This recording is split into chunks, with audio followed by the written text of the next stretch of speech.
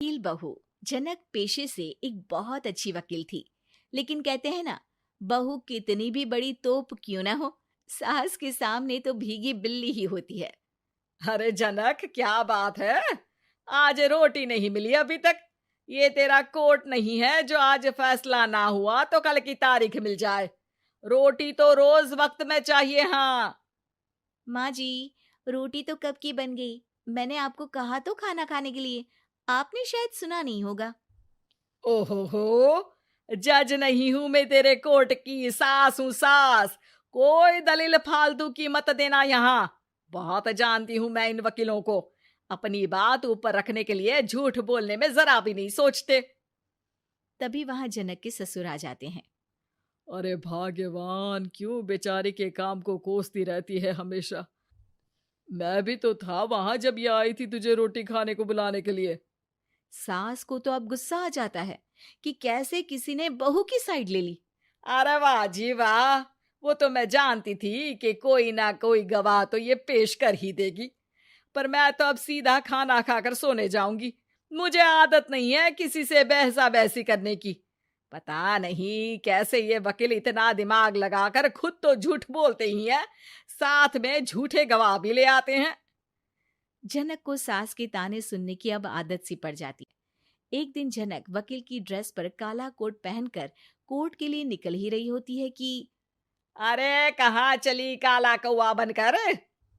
टोक दिया ना। अब कोर्ट तो वकील वाली ड्रेस पहनकर ही जाऊंगी ना। वाह भाई वाह, दामिनी तो मैंने भी देखी है। सन्नी पाजी ने ऐसा ही कोट पहना था और कहा था कि तारीख पर तारीख, तारीख पर तारीख। मतलब कि कोई बात करनी है तो बोलिए, वरना वक्त नहीं है मेरे पास खराब करने के लिए। अरे पता नहीं तुझ में क्या देखा मेरे बेटे ने, सारा दिन वकीलों वाली बहस करती है, भोली भाली सास के साथ।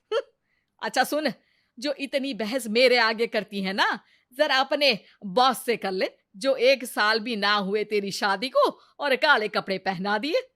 अंदर जा और लाल कोट पहन कर आ, पता तो चले कि नई नवेली शादी हुई है। अरे माँ जी, कोर्ट में मेरा बॉस क्या करेगा? ये तो पूरे देश की ड्रेस है वकीलों के लिए। लेकिन सास तो ठहरी सास। अच्छा, तो कोई जरूरत नहीं है 2-4 साल कोर्ट जाने की।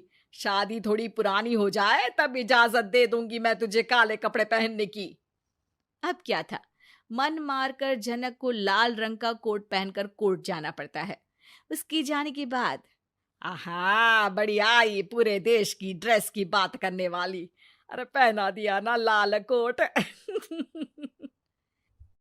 अब सास आए दिन या तो जनक को उसके काम का ताना देती, या फिर उसका काम छुड़वा देने की धमकी। तंग आकर एक दिन जनक पति से कहती है, मैं सोच रही हूँ कि कोर्ट जाना बंद ही कर दूं। अरे क्यों यार, इतना अच्छा करियर है, क्यों छोड़ने की सोच रही हो? अरे लाल रंग का कोट पहनकर जाना पड़ता है। हर बात पर सास ताना देती है कि वकील तेज होते हैं, सवाल जवाब करते हैं, झूठी दलीलें देते हैं। अरे तो ठीक है ना, वो जो कहती है अपनी समझ से कहती है, लेकिन तुमको तो पता है ना कि सच्चाई क्या है। जनक को पति की बात से हौसला मिलता है कि तभी घर पर कुछ लोग आ जाते हैं।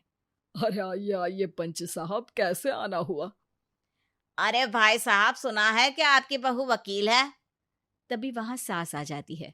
हाँ है तो, लेकिन क्या हुआ? फिर कहीं बहस कराई क्या? अरे हम तो खुद दुखी है उसके व्यवहार से। अरे भाभी जी, आपको तो पूरा मोहल्ला जानता है कि आप कितना बोलती है। फिर हम यहाँ बहू रानी की कोई शिकायत नहीं, बल्कि अपनी परेशानी लेकर आए हैं। ससुर जी खुश हो जाते हैं। हाँ हाँ, मैं भी बहू को बुलाता हूँ। जनक वहां आती है, सबको नमस्ते करके बैठ जाती है। बहू रानी, हमारे गांव में बड़ी मुसीबत आ गई है। अब तो पूरे गांव की जिम्मेदारी मानो तुम्हारे कंधों पर है। अरे ना ना, इससे तो घर की जिम्मेदारी पूरी नहीं होती, ये गांव की जिम्मेदारी क्या लेगी? भाभी जी, आप चुप हो जाओ। यहाँ पढ़े लिखे लोगों की बात हो रही है। आप जाओ, जरा रसोई से सबके लिए चाय लेकर आओ। मैं कॉफी लूंगी। हाँ हाँ, वकील साहिबा के लिए कॉफी। सास सर पैर सब पटक कर वहां से निकल जाती है। बहू, गांव में पानी नहीं आ रहा है। पड़ोसी राज्य ने हमारा पानी रोक रखा है। हम्म, इसका मामला तो बड़े कोर्ट में चलेगा पंच जी, लेकिन ऐसा क्यों? वो राज्य हम लोगों से पानी के पैसे मांग रहा है। अब आधे गांव में पानी की सप्लाई खत्म हो गई है बहुरानी। अच्छा पंच साहब, बात गांव की है तो मैं जरूर केस लड़ूंगी। यहाँ एक बार फिर सास की एंट्री हो जाती है। अरे वाह जी वाह, ये काम करवा लो, आप हमारी बहू से बहुत अच्छा करती है। मैं हूं सीधी सादी सास। इस लड़की ने कैसे लड़ लड़ कर मुझे साइड कर रखा है, ये तो अब आपको पता चल ही जाएगा। अरे भाभी जी, आपकी आवाज तो पूरे गांव को सुनाई पड़ती है जब आप बहू रानी को सुंदर वचन सुना रही होती हैं। अरे वकील बहू मिली है, फक्र करो फक्र। हाँ जी हाँ, सारी फकर तो हम लोग ही करें। खैर, अब जो केस लड़ेगी और पानी गांव में आ जाता है, तो पंच साहब लिख कर देना होगा कि हैंड पाइप में सबसे पहले मेरी बाल्टी और घड़ा भरेगा। अरे फिर तो हम बहू रानी के नाम पर घर पर ही सप्लाई दे देंगे, लेकिन ये इतना आसान नहीं है। बहू, गांव के पास अभी वकील करने की भी पैसे नहीं है तो। अरे पंच साहब, ये मेरे गांव का मामला है, मैं आपसे एक भी पैसा नहीं लूंगी।